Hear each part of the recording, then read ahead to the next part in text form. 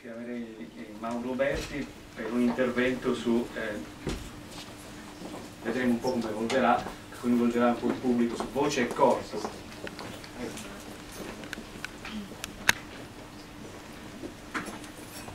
Signore e signori, buongiorno. Devo apportare una correzione a quanto ha detto il professor Romano. L'idea di questa giornata è tutta e soltanto sua, noi ne avevamo parlato un anno fa. Per brevità, per comodità, leggo un'introduzione che riassume in poche parole quanto verrò dicendo dopo. La fonazione è la funzione fisiologica umana nella quale si integrano nel modo più intimo il soma e la psiche, comprendendo in questo secondo termine quanto di più specificamente psicologico e quanto di culturale si manifesta nella voce. Essa coinvolge tutto il corpo ed è condizionata dai comportamenti biomeccanici di questo, così come dalle caratteristiche antropometriche dello stesso. Sarebbero tanti i capitoli, più che i paragrafi, di un problema come questo. Io ho preparato, stante anche la ristrettezza del tempo, ciò che avrei potuto esporre avendo la possibilità di esemplificare sia con la visione di immagini, di filmati, sia con l'ascolto. Vorrei ricordare, per dare un'idea un po' diversa di questo coinvolgimento di tutto il corpo, si pensi alla deambulazione. Si cammina con tutto il corpo, con le mani. Per impedire ad una persona di fuggire gli si legano le mani e non i piedi, il che vuol dire che le mani sono importanti per camminare, se non almeno quanto in tanta parte sono utili. Lo stesso vale nella voce. Se noi prendiamo un qualsiasi libro che riguardi in qualche modo la fonazione, troviamo che il discorso è sempre limitato alla suddivisione del problema in tre parti: la produzione del fiato, la produzione del suono e la modulazione dello stesso con l'articolazione, ma per quanto riguarda il fiato pare che tutto si limiti alla produzione di aria in moto. Si parla soltanto di polmoni. In realtà, come avremo modo di vedere, noi incominciamo a parlare coi piedi. Ripeto, avremo appunto modo di vederlo. Parto da molto lontano, dall'uomo di Neanderthal. Philip Lieberman, un antropologo americano che si è occupato dell'evoluzione del linguaggio umano, nei primi anni 70 ha pubblicato dei lavori sulla abilità fonetica dell'uomo di Neanderthal, lavorando in collaborazione con un anatomico, Edmund Krelin, e un informatico, Dennis Klatt, e fra tutti sono riusciti a darci qualcosa che ora vedremo. L'uomo, andiamo, forse faccio così e mi conviene, si vede? Sì. Ecco, l'uomo di Neanderthal, che è un ominide che è vissuto fra i 130 e i 30.000 anni fa, soprattutto in Europa, con la distribuzione che vedete, che andava dal Portogallo all'attuale Kurdistan. Il primo uomo di Neanderthal, vediamo lassù in alto, che in realtà ci è rimasto soltanto come calotta cranica, Germania, poi arriva fin da noi in Italia, aveva verosimilmente dei linguaggi diversi, così come abbiamo lingue diverse oggi. Lieberman ha esaminato in particolare quello di La Chapelle-aux-Saints, che è sottolineato in questa pianta, credo, uno, perché farò bene a passare di qua, eccoci, alla Chapelle-aux-Saints, nella grotta che vedete è stata trovata una sepoltura nella quale c'erano quest'uomo neandertaliano che aveva conservato cranio e mandibola in buone condizioni. Credo di capire che il cranio che vediamo di lato, visto di lato a destra, sia la fotografia dell'originale. Quello che invece vediamo ripreso di fronte deve essere un calco. Per chi ci fosse interessato lo si può acquistare, mi pare, per $246, lo si trova su internet, ed è su questo che deve aver lavorato Lieberman, il quale, quello che mi importa è cominciare a parlare di dimensioni. Questo è il rapporto delle dimensioni fra il cranio di un Homo sapiens e un neandertaliano. È evidente che si tratta di un testone piuttosto grande e non stiamo a parlare in questa sede delle proporzioni fra la mandibola e il cranio. Che cosa mi importa piuttosto? Questo è un cranio umano, ma ho messo in evidenza il processo stiloideo, quell'ossicino obliquo che vediamo sporgere da sotto, al quale si attacca attraverso il muscolo stiloioideo l'osso ioide. Vediamo se riusciamo, e qui c'è un filmato perché sennò non riusciamo a capire bene.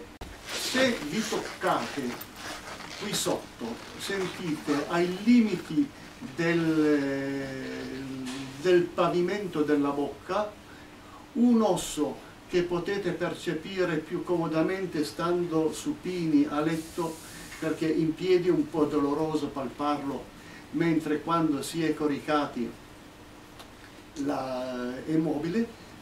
Che cosa ci importa?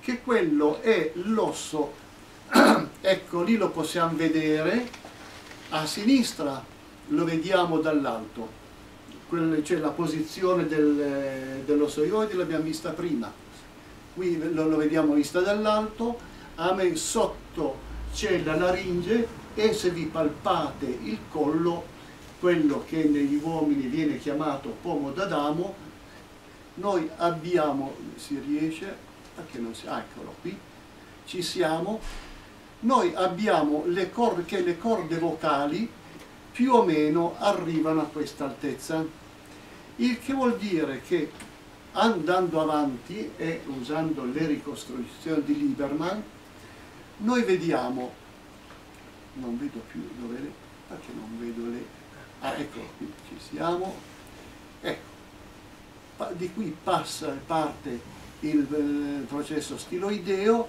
qui arriva, questo è l'ossoioide. Questo vuol dire che di qua incomincia, perché non vedo più perché è bianca, ecco, ci siamo, di qua incomincia il tratto faringeo del canale vocale, che possiamo vedere forse meglio qui, perché il buon Lieberman ha fatto una ricostruzione. Questa è tutta la parte buccale, questa è la parte faringea. Andando avanti vediamo nell'uomo attuale, noi qui è evidente che si tratta di un cranio sezionato longitudinalmente, noi abbiamo una parte faringea, questa parte della faringe, qui c'è la parte buccale, non ci rendiamo conto di avere tutto questo spazio nasale, e il buon Lieberman facendo dei calchi con della gomma siliconica su un neonato, su un uomo del Neanderthal, su un corpo umano, ha ottenuto questi. E quindi a questo punto lui ha ottenuto le dimensioni delle nostre cavità di risonanza. Lavorando su queste e con procedimenti elettronici è arrivato a determinare con accettabile approssimazione l'area di esistenza delle vocali dell'uomo di Neanderthal. Io non so quanti abbiano un'idea di quale, devo dare forse un'idea velocissima. Vediamo di introdurre rapidissimamente il concetto di risonanza. Se io soffio in un bottiglione da 2 litri, ottengo un suono cupo. Il fenomeno per il quale ottengo questo si chiama risonanza. Se io soffio in una bottiglia da birra, ottengo un suono, ma il volume è piccolo e ottengo un suono acuto. Il nostro canale vocale, con 2 grosse cavità di risonanza, una nella faringe e l'altra in bocca, e con la lingua che a seconda delle vocali che dice modifica le dimensioni di queste 2 grosse cavità, ottiene, è un poco come se in un minestrone si variassero le dosi degli ingredienti. Se aumento le cipolle o se aumento i sedani, a volta il minestrone prenderà gusto più di cipolla o più di sedano e quindi cambia il gusto complessivo del nostro minestrone. In questo minestrone, che è la nostra voce, cambiando la dose di ciò che avviene nella faringe e di ciò che avviene in bocca, noi otteniamo diverse, ma a secondo della nostra conformazione otteniamo delle vocali diverse. Andiamo avanti. Noi abbiamo, ad esempio, questa è l'area di esistenza delle vocali maschili e femminili. Quelle più basse, che sono in grigio, sono quelle maschili. Quelle riunite in, come chiamarle, non sono ellissi, non sono cerchi bianche, sono invece quelle femminili. E se proviamo a pensare alla voce di un bambino, sappiamo che è una cosa ancora diversa. Se torniamo indietro, il buon Lieberman ha tracciato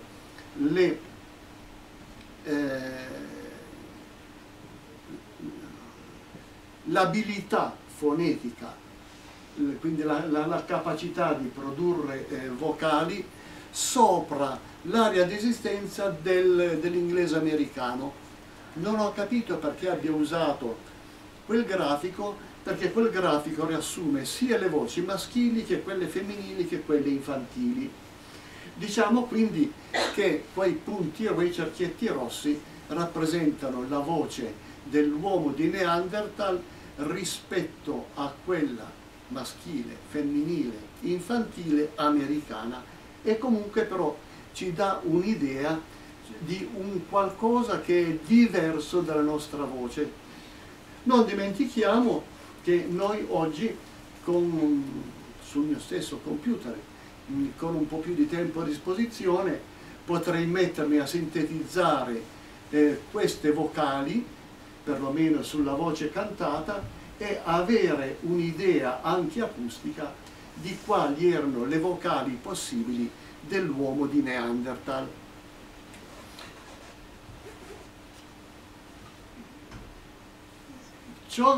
Una cosa che mi pare importante dire qui a Torino è che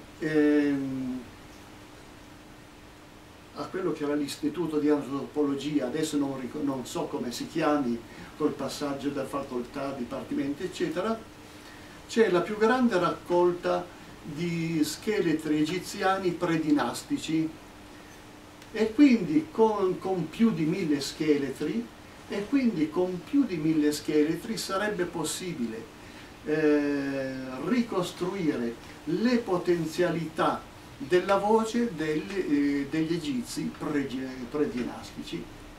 Se a qualche studente pungesse vaghezza di farci su una tesi, potrebbe essere una cosa interessante. Ai tempi in cui insegnavo al Conservatorio di Parma e rientravo una certa ora alla stazione di Porta Nuova, non nell'atrio, nella biglietteria al caldo, si riunivano degli immigrati di etnie diverse. In particolare ce n'era una che sapevo, sarebbe precisare di più, erano dei somali, di un nero ebano, dei lineamenti finissimi e però col collo stretto e sottile, e io che andavo ad ascoltarli ricordo queste voci chiare da questo collo così sottile. Li ho intravisti poche sere fa nel documentario su Ilaria Alpi, ma cercando su internet non sono riuscito a trovare nessuno di loro.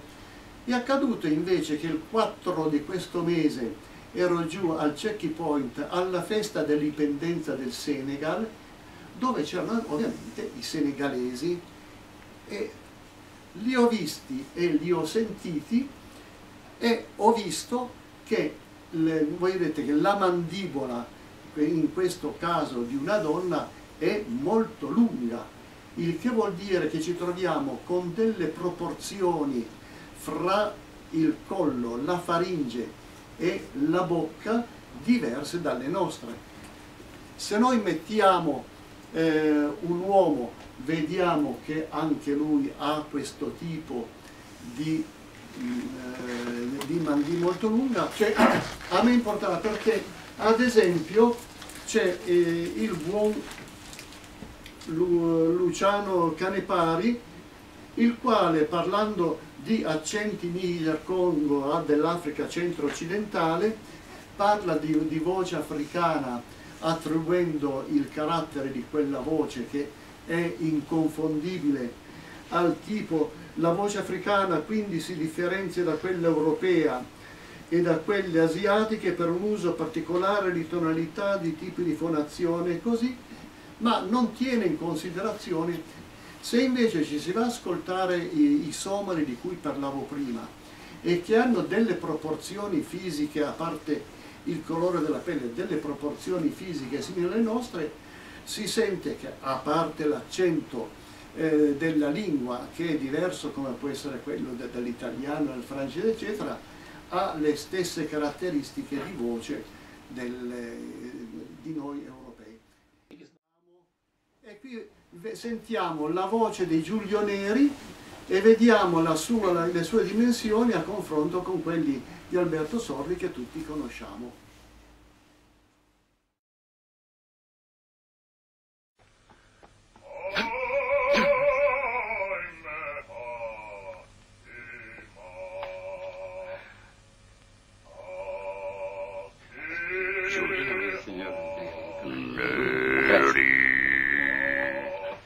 Solo? Solo?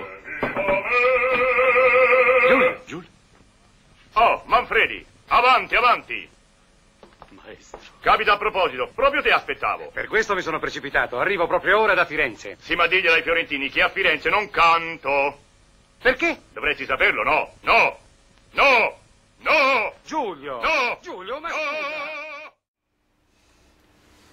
Se invece andiamo a vedere un tenore, ho preso come esempio Carreras, lo vediamo a confronto con una donna, giusto per avere l'idea della sua altezza. La qualità del filmato è bassa, ma mi importava quello che ho detto. Le stelle chiamerò, la notte va, il giorno che vivrò non morirà, il mondo cambierò solo per te, è impossibile, ma non per me. Cioè, vale la legge, strumento grosso, suono basso, strumento piccolo, suono acuto. E andiamo avanti perché... Ma ci sono altre cose che sarebbero interessanti, almeno così in termini di comunicazione verbale. Pare che nelle classi vocali basse, quindi basso negli uomini, contralto nelle donne, la convessità del palato sia maggiore che nelle classi acute, tenore e soprano. A questo punto però è evidente che ci troveremo di fronte per capire poi la struttura acustica della voce, quale potrebbe essere, bisognerebbe prendere misure eccetera, e allora salterebbero fuori tutti i problemi delle ricerche di tipo antropologico, antropometrico soprattutto, perché trovare persone disposte a lasciarsi misurare non è così facile. Potrei osservare che quella che è la variabilità della voce, la variabilità delle vocali italiane non dipende soltanto dai dialetti delle diverse regioni, ma dipende anche dalle dimensioni. L'ente italiano della moda, che aveva sede qui a Torino, che è stato considerato ente inutile, che però faceva almeno il lavoro preziosissimo di misurare la popolazione italiana e quindi forniva informazioni preziose alle fabbriche di indumenti che, a seconda che dovessero fornire il nord, il mezzogiorno, il centro o il mezzogiorno, dovevano mandare abiti di dimensioni e di proporzioni diverse. Tutto questo fa pensare che una parte della variabilità vocale italiana non fosse dovuta soltanto a fattori culturali, ma a fattori fisici.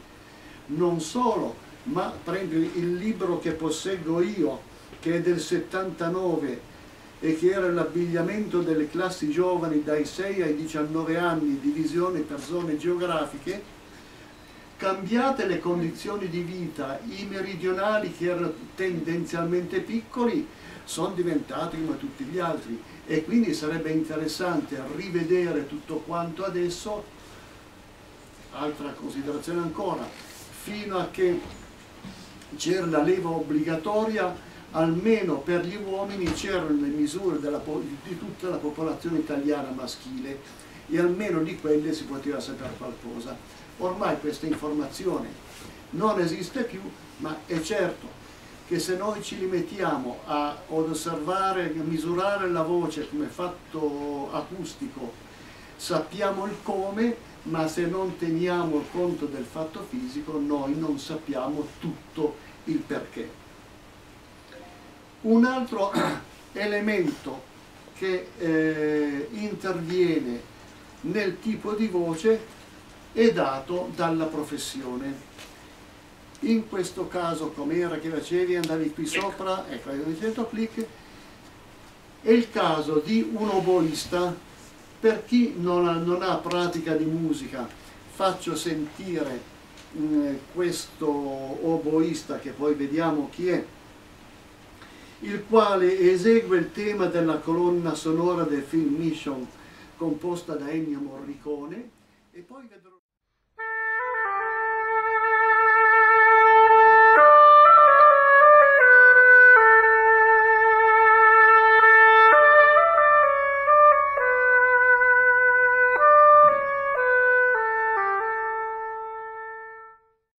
Allora, inizio col dire che non nasco come oboista. Io suonavo il clarinetto nella banda del paese, ero molto piccolo, avevo 7-8 anni, e naturalmente la passione mi è venuta suonando, la banda mi piaceva tantissimo e ho chiesto, d'accordo con il mio maestro della banda, di entrare al conservatorio. A me importa far vedere che questo signore stringe le labbra attorno all'ancia dell'oboe e soffia. Basti dire che l'enfisema polmonare, che per metterla in soldoni è lo sfiancamento corrisponde allo sfiancamento delle pareti degli alveoli, è la tipica malattia professionale degli oboisti.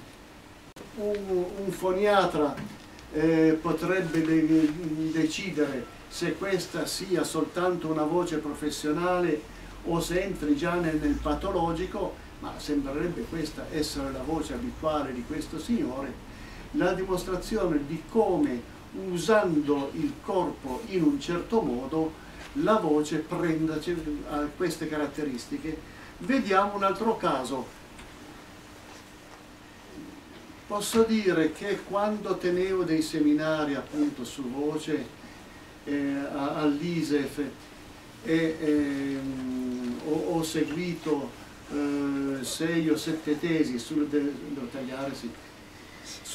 sulla ginnastica come mezzo respiratorio, come mezzo di riduzione della voce.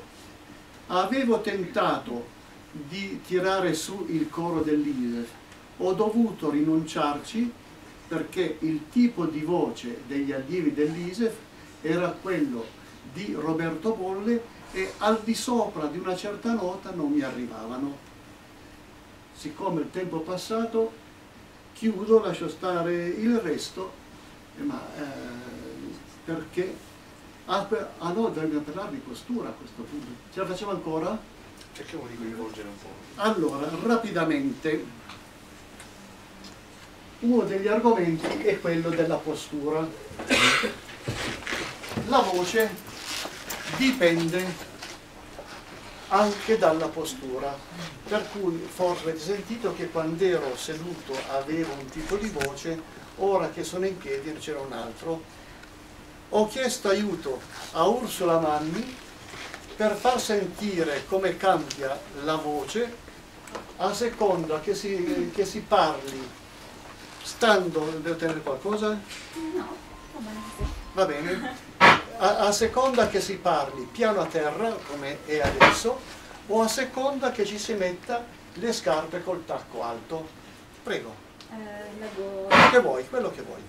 Allora, queste sono delle frasi monovocaliche che sono utili per l'analisi, perché sono omogeneo, ma non solo, avendo un timbro ben determinato, possono permettere meglio ancora di sentire la differenza della voce a seconda che si sia piano a terra come adesso o in un'altra posizione. Prego. Allora leggo un paio. Sì, leggo. La gran bagnata allaga la vallata, ma fra la malta a galla avanza l'arca. Tra la campagna campa, l'alma balda, ma scassata, allagata appar la strada. Se cernerete fervenze e brezze fresche, veemenze nel decedere serene, lettere grezze, lettere leggere, lettere beffe per le belle prede. Basta così, va.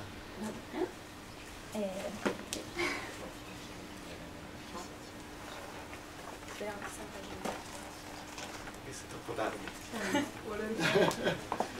Vediamo. Mauro, tu sostieni. La gran bagnata allaga la vallata, ma fra la malta a galla avanza l'arca. Tra la campagna campa. Se è possibile rifarlo perché dal fondo della sala è un po'. Rifarlo senza il con? Vabbè, adesso fa le con poi, io lo fa senza. Va bene. La gran bagnata allaga la vallata, ma fra la malta a galla avanza l'arca. Tra la campagna campa, l'alma balda, ma scassata, allagata per la strada.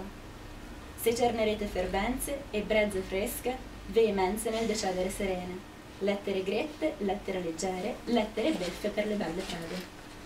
Cioè, la voce si schiarisce quando sale in questa posizione e c'è la colonna vertebrale che si appiattisce, le grandi curvature si appiattiscono e quindi voglio farglielo risentire piano terra. Piano così, non è Scusa, dovresti usare il microfono perché altrimenti non viene niente ma anche il professore. Tutti insomma, se volete che... Va bene. La gran bagnata allaga la vallata, ma fra la malta a galla avanza l'arca. Tra la campagna campa, l'alma balda, ma scassata allagata per la strada. Se cernerete fervenze e brezze fresche, veemenze nel decedere serene, lettere grette, lettere leggere, lettere beffe per le belle prede. Questo quanto penso basti per dare dello stretto legame che esiste tra la voce e la postura, e ci sarebbe da discorso e non finire, chiaramente non sarà il caso di fare adesso. Grazie.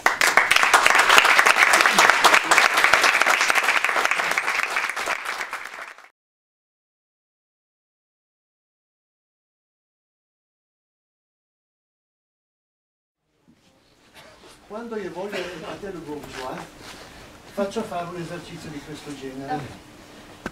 Cioè, oppure facciamo in fretta, perché non abbiamo tempo.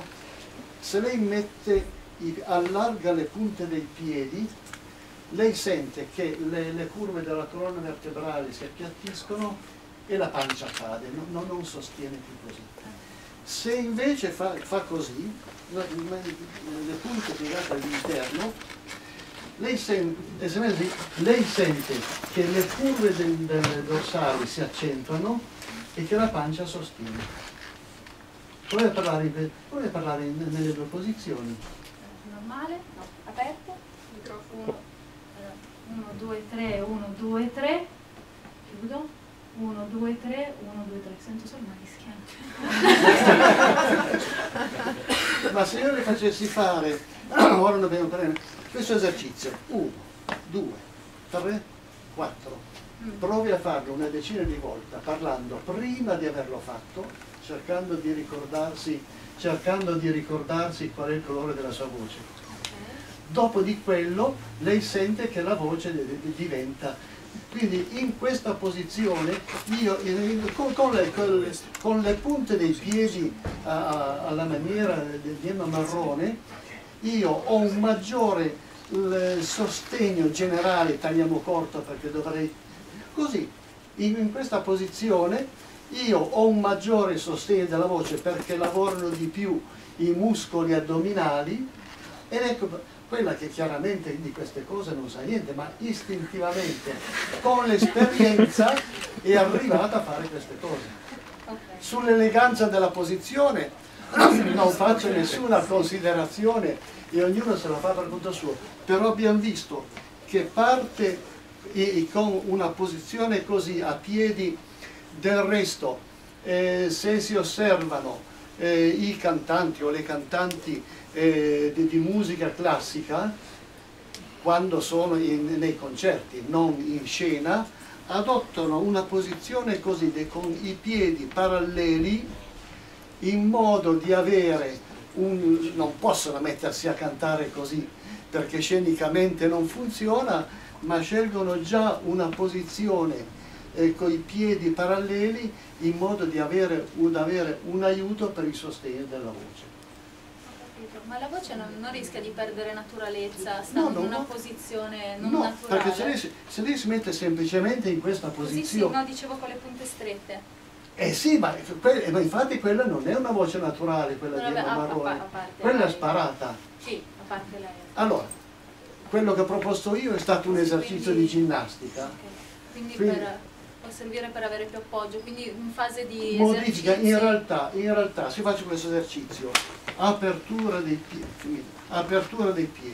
chiusura, apertura dei tacchi, chiusura, io faccio un esercizio sulla colonna vertebrale, per cui la colonna vertebrale si appiattisce o accentua le sue curvature, modifica il movimento delle costole, risultato.